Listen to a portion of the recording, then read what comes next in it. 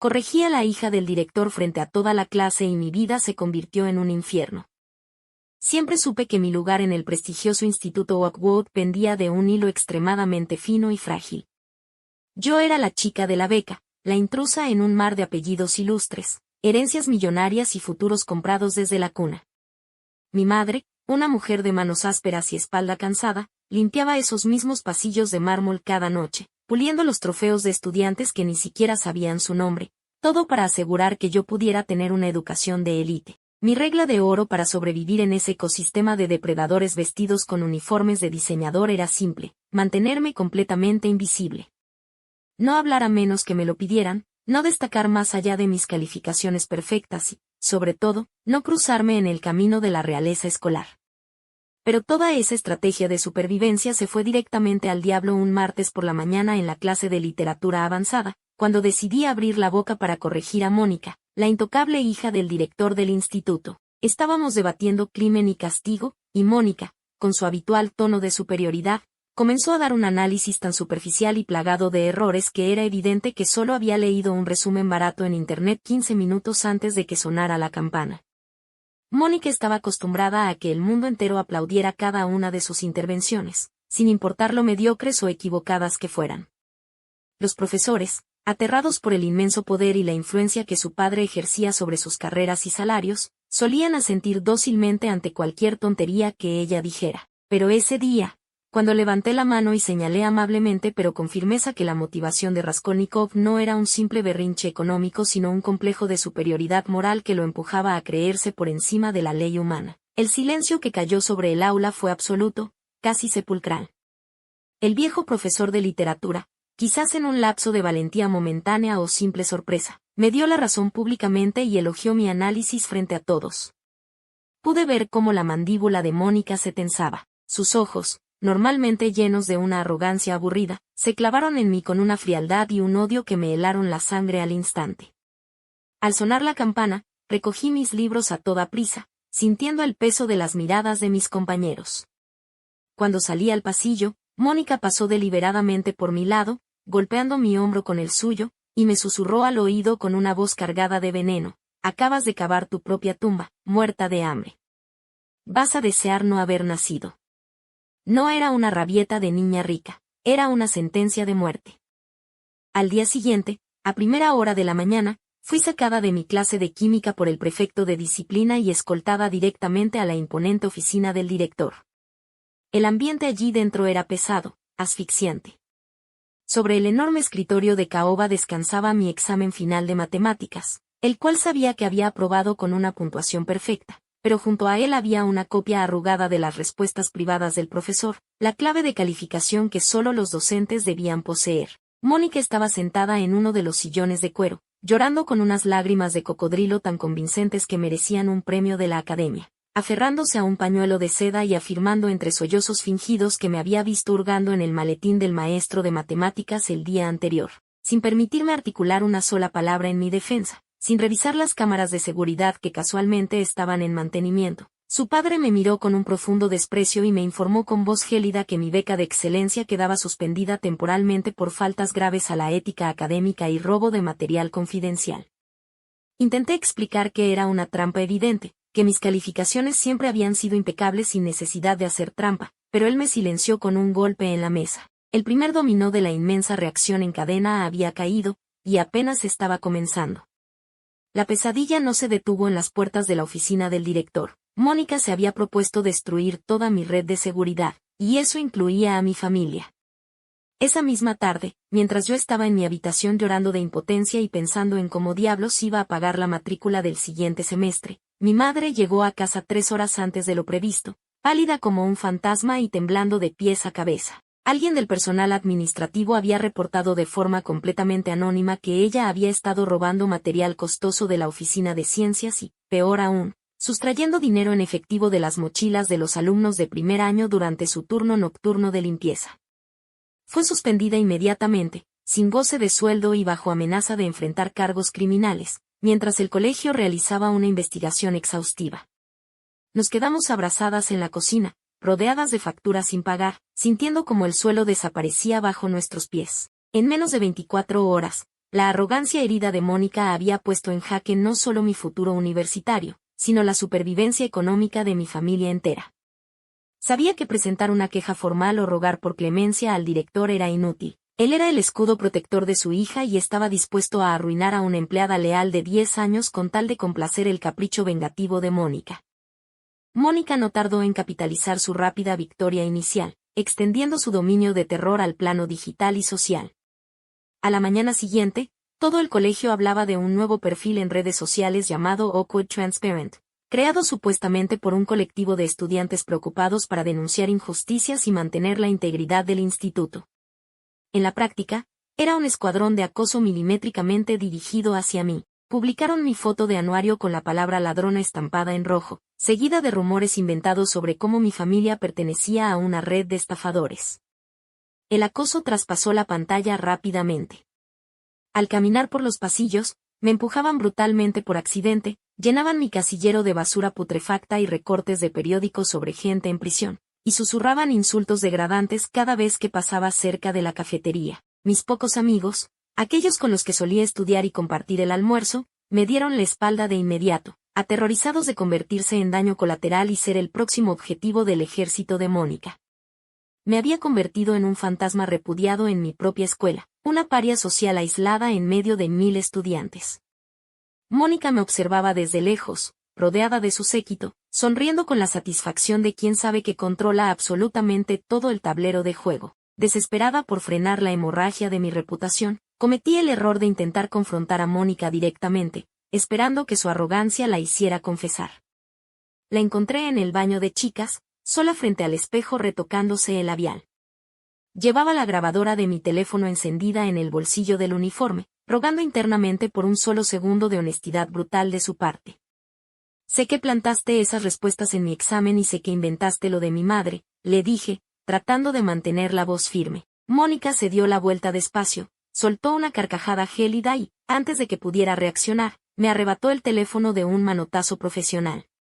Con una fuerza que no esperaba, lo estrelló contra las baldosas blancas hasta que la pantalla se hizo añicos. Luego, hizo algo que me dejó paralizada. Se rasguñó sus propios brazos con las uñas hasta hacerse sangre, se despeinó violentamente y se tiró al suelo empezando a gritar pidiendo auxilio a todo pulmón. Cuando los profesores y el guardia de seguridad entraron derribando la puerta, la escena era dantesca. Mónica lloraba en un rincón fingiendo un ataque de pánico, señalándome con un dedo tembloroso mientras yo permanecía de pie, en shock, sobre los restos de mi único teléfono. Para todos los presentes, yo acababa de masacrar a la hija del director. Esa falsa agresión fue el pretexto perfecto para mi expulsión preliminar, pero Mónica no se conformaba con sacarme de la escuela, quería que el mundo entero me odiara. Esa misma noche, un video comenzó a circular de forma viral en todos los grupos de WhatsApp y redes sociales de la ciudad. En el clip, se escuchaba mi voz claramente, con un tono burlón y cruel, haciendo chistes degradantes sobre los alumnos del programa de educación especial del instituto, chicos a los que yo siempre había ayudado con sus tareas. Era un defaque de audio, un montaje asquerosamente bien hecho utilizando fragmentos de mis presentaciones en clase grabadas anteriormente. El impacto fue devastador. A la mañana siguiente, no solo era la ladrona y la violenta, sino un monstruo sin rastro de empatía a los ojos de la opinión pública. Mi bandeja de entrada se llenó de cientos de mensajes de odio y amenazas de muerte de desconocidos.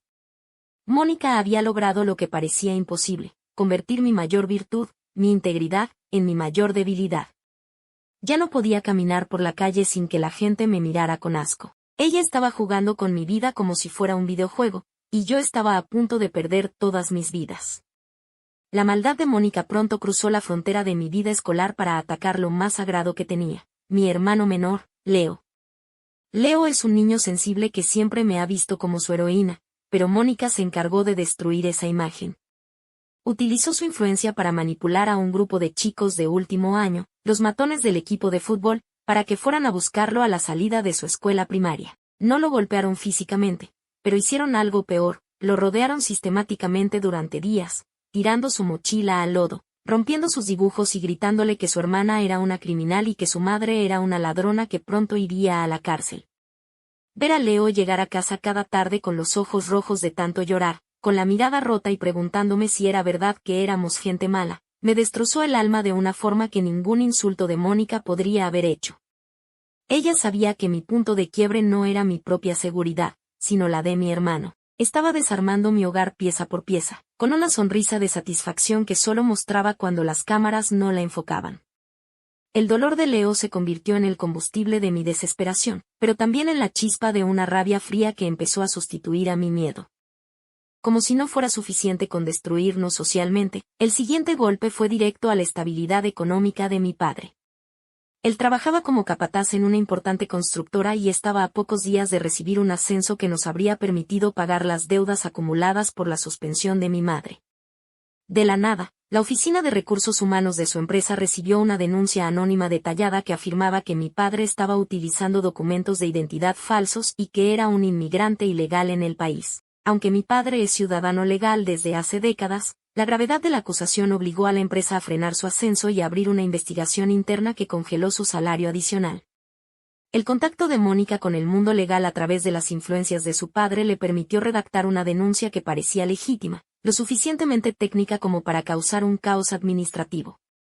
Estábamos al borde del abismo, sin el trabajo de mi madre, con el ascenso de mi padre bloqueado y con los gastos legales que empezaban a acumularse para defendernos de las acusaciones de robo. Estábamos siendo asfixiados financieramente mientras Mónica publicaba fotos en su yate, celebrando su victoria sobre la corrupción en el instituto. Justo cuando sentí que el peso de todo el mundo me iba a aplastar y que lo más sensato era rendirme para que mi familia dejara de sufrir, recibí un mensaje anónimo en mi cuenta de correo personal. No eres la primera. No estás sola. Ven a la cafetería del viejo puerto mañana a las 6 de la tarde. No tenía nada que perder, así que fui. En una mesa apartada, envueltas en abrigos largos para no ser reconocidas, estaban Sofía y Camila, las que hasta el mes pasado eran las mejores amigas y el círculo íntimo de Mónica. Me miraron con una mezcla de culpa lacerante y un terror profundo que nunca antes había visto en ellas. Sabemos que lo del video es falso, sabemos lo de tu madre y lo de tu examen, susurró Sofía, con la voz entrecortada, porque nosotras estuvimos en la habitación con ella cuando planeó todo. Lo hizo porque te tiene miedo, Elena. Eres la única persona a la que no puede comprar. Me explicaron que Mónica las había obligado a participar en acosos anteriores y que las amenazaba con destruir a sus familias también si se alejaban. Pero ver lo que le hizo a mi hermano pequeño fue demasiado incluso para ellas. No estaban allí solo para darme una disculpa, estaban allí para entregarme el arma definitiva que destruiría el imperio de cristal de Mónica. Camila me entregó una memoria USB con un temblor en las manos que delataba el peso de su contenido. Es todo, susurró. Mónica tiene un servidor de Discord privado donde organiza sus operaciones. Allí están los archivos originales de tu voz antes de ser editados, los borradores de las denuncias falsas contra tus padres y las fotos de los pagos que les hizo a los matones de la secundaria. Tenía en mis manos el mapa de su maldad. Sabía que ir al director era caer en una trampa. Él era el arquitecto del muro que la protegía. Necesitaba un escenario donde su poder no valiera nada. Con la ayuda de Tomás, el exnovio de Mónica que buscaba redención, logramos saquear el sistema de proyección del auditorio principal durante la Gala de la Excelencia, el evento anual más importante donde la junta escolar y los inversores más poderosos de la ciudad se reunían para celebrar el prestigio de Oakwood. Mientras Mónica subía al escenario con un vestido de seda blanca para recibir el premio al estudiante del año de manos de su padre, el auditorio quedó a oscuras. No fue un fallo técnico. En las pantallas gigantes de alta definición, no apareció el video institucional, sino el rastro digital de su crueldad. Los chats se sucedían uno tras otro, Mónica burlándose de la pobreza de mi madre, Mónica dando instrucciones precisas para asustar a mi hermano de 8 años, y el audio original donde ella misma admitía entre risas: si el mundo quiere una villana, les daré a la mejor. Esa muerta de hambre no sabrá ni de dónde vino el golpe. El sonido de su propia voz, nítida y arrogante, llenó cada rincón de la sala. El silencio que siguió fue el más pesado que he sentido en mi vida. El director, pálido y sudando frío, intentó apagar el sistema, pero Tomás se había asegurado de bloquear cualquier acceso remoto. La junta escolar, personas de una ética rígida y reputación intachable, observaban con horror absoluto cómo su estudiante estrella se transformaba en un monstruo frente a sus ojos. La caída fue un efecto dominó devastador y sin retorno. El presidente de la junta escolar, un hombre que no toleraba la deshonra, despidió al director en ese mismo instante por negligencia y encubrimiento de delitos graves. Mónica fue escoltada fuera del auditorio por la policía, ya que las pruebas del USB incluían delitos de difamación, fraude documental y acoso sistemático a menores. La investigación contra mi padre se cerró en 24 horas tras demostrarse el origen malicioso de la denuncia. No solo recibió su ascenso, sino una compensación por daños y perjuicios. Mi madre fue reinstalada en su puesto con honores y un aumento salarial que nos permitió salir de toda deuda. Yo recuperé mi beca y, por primera vez, caminé por los pasillos de Oakwood no como una paria, sino como la persona que tuvo el valor de encender la luz en una habitación llena de sombras. Mónica y su familia vendieron su mansión y desaparecieron de la ciudad en menos de una semana, incapaces de soportar el desprecio de una sociedad que antes los idolatraba. Aprendí que el poder basado en el miedo es solo un espejismo, parece invencible hasta que alguien, por pequeño que sea, decide dejar de tener miedo y empezar a luchar. La verdad no solo nos hizo libres, sino que nos devolvió la dignidad que el dinero nunca pudo comprar.